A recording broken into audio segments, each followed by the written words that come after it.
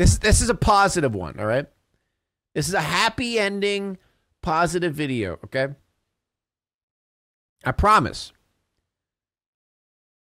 1995, at 3:45 a.m., a 34-year-old mom and her 11-year-old daughter, Lacey, have been reported missing by their family. See, guys, I told you. Trust me on this. It's gonna. To them at the time, there's a serial killer on the loose in the area, evading captivity. Just bear with me. A police officer checks the mom's office and photographs the scene. He finds 11-year-old Lacey tied to a chair, head down, motionless. But when he takes another photograph, something unexpected happens. When I started to take the photograph, she kind of turned and looked up at me. Oh! See? Okay, I told like you. Seeing someone rise from the dead. I told you, happy. I heard, and I thought, is there someone taking pictures? And I turned my head. And when I did, I heard a man say, "This one's alive." The mystery surrounding Lacey and her mother, and what happened to the other victims of this serial killer, would go without answers until the little girl in this photo was found alive. Okay, Lacey, are you still awake? Yes, you are such a brave little girl. The year is 1995. 11-year-old Lacey Phillips lives with her mom, Mary, her dad, James, and 2 older siblings, her 14-year-old brother, Jesse, and her 17-year-old sister, Darla, in a loving, supportive home in the small town of Bald Knob, Arkansas. June 6, 1995, Lacey is being looked after by her older sister, Darla, as it's summer break and their mom is at work. At 4 p.m., Lacey has a scheduled dentist appointment, so Darla drops Lacey at their mom's work, a local county tax office. I walked inside the office and we were talking, laughing, no big deal. And my mom went to, kiss me goodbye, tell me I love you. Darla leaves to spend the night at a friend's house, not yet knowing that would be the last time she would ever see her mom. The last thing I said to my mom is, "I love you. I will see you later." A few hours go by, and Lacey's father, James, is at home with her brother, Jesse. They both start to worry when they see that neither Lacey nor Mary are returning from the dentist appointment. It's unusual that Mary didn't warn them she would be late. As the hours pass and the sun goes down, they call the police, fearing the worst. As the police dispatcher talks to the panicked father, he tries to get— I was about to say call her cell phone, but I don't think cell phones were a thing. as much information as possible about the missing people, asking him where the last place Mary could have been. You got a mother and daughter that haven't been seen or heard from since 3 o'clock in the afternoon. The red flags are waving, so to speak. Investigators learn about the dentist appointment and that Mary works at the local county tax office. Detectives must act fast because, in a missing persons investigation, time goes against them. A police officer is sent to Mary's workplace, the last place she and Lacey had been seen, knowing it might be too late if they don't find the young mother and daughter soon. I was at home shortly after midnight when I received the call, so it only took me about, 5 minutes or so to get to that location. The deputy arrives at the tax office's parking lot. Strangely, it's empty except for one pickup truck parked near the side of the building. Wondering if it belongs to the missing mother, he runs the license plate number and confirms it is registered to Mary Phillips.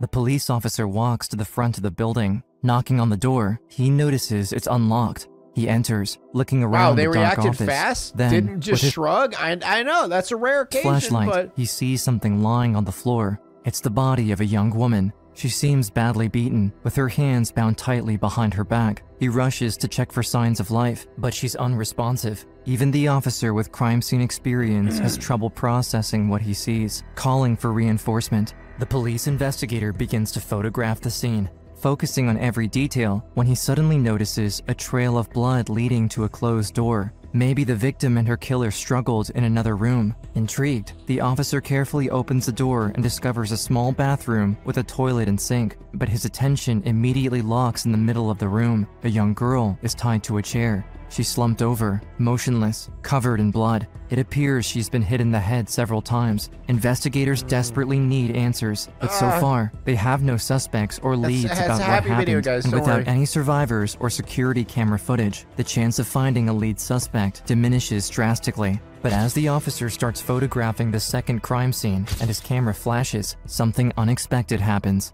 And when I started to take the photograph, she kind of turned and looked up at me.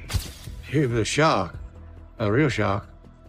You can imagine, it's kind of like seeing someone rise from the dead. Well, immediately I told the other officers that we need to get an ambulance down there, that she was still alive. The 11-year-old girl is Lacey Phillips, and against all odds, she is still breathing. Her eyes are wide open, staring back at the officer. She's living. He immediately helps her out of the good. chair, reassuring her even though he sees she's in terrible condition and needs medical attention as soon as possible. But the only thing on the girl's mind is her mother, as she asks the officer where she is and if she's okay. I told her that didn't need to worry about her mom, just need to worry about her right now. The ambulance arrives, and she is rushed to the nearby hospital, falling in and out of consciousness. She appears to have been severely hit in the head multiple times and has signs of strangulation on her neck. She's rushed to the emergency room, where doctors assess the girl's injuries. Her jaw is fractured, and the medical personnel will need to reconstruct her skull. Lacey's father, James, now at the hospital, is in a state of shock. Just 15 hours ago, life was normal, and now his wife is gone. She's just severely and doctors traumatized. It's happy. Guys, trust me. Not even sure if his youngest daughter will make it. The perpetrator, still on the loose, leaves investigators with no leads, evidence, or potential suspects. The only hope of uncovering the truth is if Lacey wakes up and shares her story. Finally, after hours of waiting, Lacey is in stable condition, and police investigators can interview her. Detectives enter her hospital room with a recorder to get a statement, hoping she can remember any details. Not messed up. It's... Do you remember at all what it looked like? It's June 7th when the truth of what actually happened is revealed. I woke up from Children's Hospital and I was in ICU. They asked me to tell my story as to what happened. I think the details of that day are just engraved in me and part of me. Lacey begins to speak, and with incredible detail, she explains to officers what exactly happened to her and her mother the night before. June 6th, at around 4 p.m., Lacey is at her mother's work in the local county tax office. Her mother finishes her last tasks of the day before taking her daughter to her scheduled dentist appointment. They are almost ready to leave, when suddenly, a man walks into the office. He came in, and he walked in front of the desk, so Mom and I both just stepped back. At first, they assume it's just another customer, but soon realize something is wrong with this person. He has latex gloves on, holds a coil of wire, and carries a pistol. He holds up the weapon and threatens them, saying it's a robbery. Mary, terrified, rushes to protect Lacey, worried what this man might do. But he interrupts her, telling the mother to come closer, and then proceeds to bind her wrists and hands with the metal wire. Next, he yells at the 11-year-old to follow him into the bathroom, forcing her to sit in a chair in the middle of the room. So I sat in it, and he tied both my arms to the chair behind my back. And I said, "Don't hurt my mama." Pig, I don't think this is very happy. Guys, just wait, okay? It's gonna get better. "Hurt your mama, I'm gonna hurt you." The man then takes the butt of his gun and hits Lacey in the head, and then everything goes dark. He then leaves, closing the door behind him. She is left alone in the room, tied, unable to move. But after a few minutes, Lacey regains consciousness. I'm just looking all around, and there's just blood absolutely everywhere. She screams desperately for her mother, when suddenly, the bathroom door swings open, and in that moment of hope, she anticipates her mother's face, ready to untie her. But to her dismay, it's the man re-entering the room. He is furious, as the yelling could have alerted a neighbor, so he decides to finish the job, grabbing onto Lacey's neck. He then leaves her in the dark room and disappears from the office, but doesn't know that the girl is still breathing.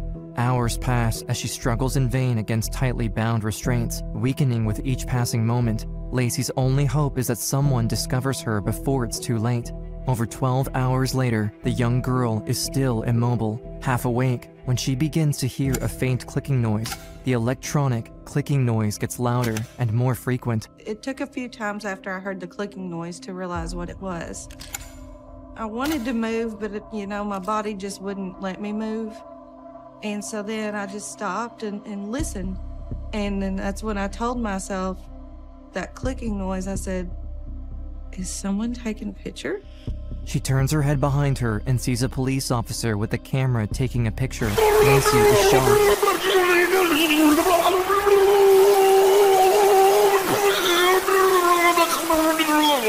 Thank you so much, Darth Taco, for the 5 gifts. and can't believe it. Someone has finally come to save her. And I just sat there for a second, you know, just. And I said, The peasants "Can were you untie crying. me, Sorry, please?" understandable. The officer quickly helps the young girl. As the ambulance arrives, she is rushed to the intensive care unit of a nearby children's hospital. I remember people kept asking me questions, and I was answering them, but I kept saying, "Where's my mom? Is my mom okay? Where's?" And they would never answer me. Lacey is in her hospital room, confused and scared. Her older sister, brother, and father are with her, bringing What happened to the balloons and mom? stuffed animals. Why haven't we figured out what happened to the mom? They have not clarified what happened to the mom at all.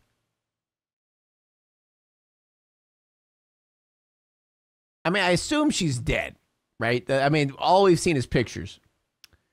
They found her with no pulse.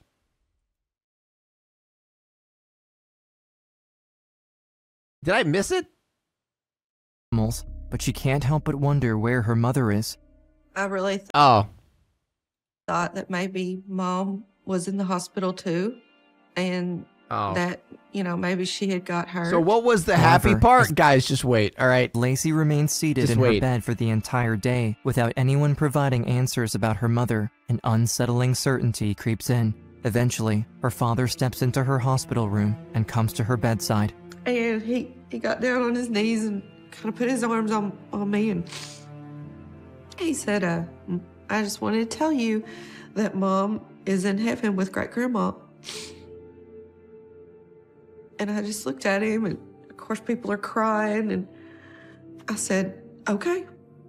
The harsh reality hits Lacey. Her mom is not coming back. Meanwhile, the man responsible Should we get the escapes Niagara capture. Falls The little girl story back? realizes she Guys, come on. is the only hope to stop this dangerous predator. When investigators surround her bedside, she summons every ounce of courage and recounts all the details of her ordeal, determined to bring her mother's tormentor to justice. And I told him specifically from the head to the toes, everything he was wearing, See? you know, what he looked like. See? He has long hair. He has short hair. It's getting to the happy part. They're gonna catch him. What he hit you with? This way Saturday the Falls one. It just She hasn't describes gotten the to the man in happy great part detail yet, guys. and then suddenly remembers a specific She feature lives. he has that will prove to be a crucial clue for the investigators to narrow down their suspects. He had a teardrop tattoo on his face that I will always remember. Lacey was able to tell the deputy that the guy that beat her had a tattoo on his arm and a tattoo of a teardrop under one of his eyes. When the information of the man's tattoos circles around the local law enforcement, they immediately connect the So he dots. killed someone in prison? 31-year-old I Jack thought the tattoo was just to signify you killed someone. Jones. He has the General. exact teardrop tattoo described by Lacey and was known by local police for many robbery charges. But what they don't know is that he is also responsible for the murder of at least 2 other women and has been evading captivity for years. Now, thanks Classic. to Lacey's testimony, police have a chance to See? uncover the truth and finally bring him to This justice. is the happy The part. officer goes to his last known residence and brings Jack Jones She into the stopped police him. station for questioning. Anytime you're approaching a suspect, you're thinking, what approach should I use to get this guy to talk to me about this crime? You think, how are we going to do this? To the cop's surprise, he starts talking openly and without appearing to conceal any information about what he did to Mary and Lacey. He was just, matter of fact, as I recall, just telling his story. Jones says he randomly saw Mary behind the counter of her office and stalked her, deciding to come back later that day to murder her. Jack Jones's first contact with Mary was the day he killed her.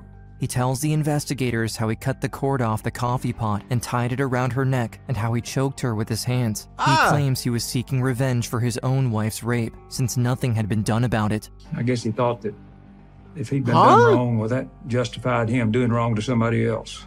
This man right here. How does didn't that do his make job. sense? I told him to do his job. Get that boy. Pig, I just joined. Can you explain a little bit? So basically what we're watching is a really, really happy video where a bad guy loses. Nothing bad happens. Gonna have something happen. They didn't listen. According to Jones, his wife was sexually assaulted, but he neglected to mention how she didn't press charges. Police were never able to confirm any of his claims. Following his confession and Lacey's statement, on June 7, 1995, police arrested Jack Jones for the rape and murder of Mary Phillips and the attempted murder of young Lacey. She, her father, and her siblings can breathe a sigh of relief as they now know the man responsible is in custody. I sit The on a pain throne the of loss lies. Mary- It ended good, guys. It ended on a happy note because the dude got caught. And because the thing is, if she died, if the little girl didn't live, he probably would have been able to get away with it. It's 1995, dude. It's like it's so easy for people to get away with shit in 1995. Still see this as a sad ending. How the little girl lived? It would be a super sad ending if everyone died and he got away and killed more people. Mary leaves the family heartbroken. You know exactly what I'm talking But about. their fight is not over yet. To ensure there is justice for Mary and make sure the attacker never hurts anyone else again, he must be found guilty in court. Jack Jones' trial began in April of 1996 after having the evidence meticulously laid out for them and playing Lacey's audio statement from the hospital. The jury rejected Jones' defense and found him guilty on all charges. The punishment the judge imposed for Mary's murder was death by lethal injection. He also received a sentence of life in prison for rape, plus 30 years and a $15,000 fine for the attempted murder of Lacey. While on death row, Jones confessed to killing other young women. 32-year-old Lorraine Barrett, whom he assaulted and strangled to death in 1991, and years later, in a letter to his sister, he confessed to the murder of 20-year-old Regina Harrison in 1983. See what I mean, guys? See what I mean? It's 1995. The dude would have just kept getting away with it. That's how fucked up it was back then. Lethal injection's too humane. I mean, good point. I'm always on the side of let the families just wail on the guy, you know? Let the families take it into their own hands of the victims. But, you know, happy ending. Only a teenager. Both murders were later linked to Jones through DNA evidence preserved at the crime scenes. I didn't Decades go by, and Jack Jones remains in prison, awaiting his death sentence. Lacey is on a long journey of healing as she rebuilds a new life for herself and her family, never forgetting the memory of her mother. It's still such an overwhelming process that I've been through. You know, I miss having a mom. She was taken away so soon. Her smile would light up the room. Over the years, Jack Jones is continually up for parole, and every Torture's time, the way, without I fail, agree. Lacey stands strong, giving a voice to her mom and the other victims of Jack Jones. I've been here before. This is not the first time I've been here, and me and my family have been here. I came one time and said I had a 4-year-old daughter. Okay, well now I have an 11-year-old daughter, the same age as I was when Mom was taken away from me and my family. My love for my mother, my respect, my memories will always be there. And he can never take that away from me. Today, Lacey is now married and a loving mother of her own. Throughout all the pain, she was able to process what happened to her and live her life to the fullest. You live the life you're given, and you do it to the best of your ability. Thank you, Iron Man, for the tier 1. Watch the 100. They let the families get revenge. What is the 100, huh? I'm proud that I did have her as a mom. She was proud of me. She was very proud of me. I have to just keep my head up and think of the things that make me happy, like my husband and my kids that will always be here for me. See, it's a happy ending. She has a good life. The dude was caught. I didn't lie. See, I was totally worth it. Nothing was sad in there.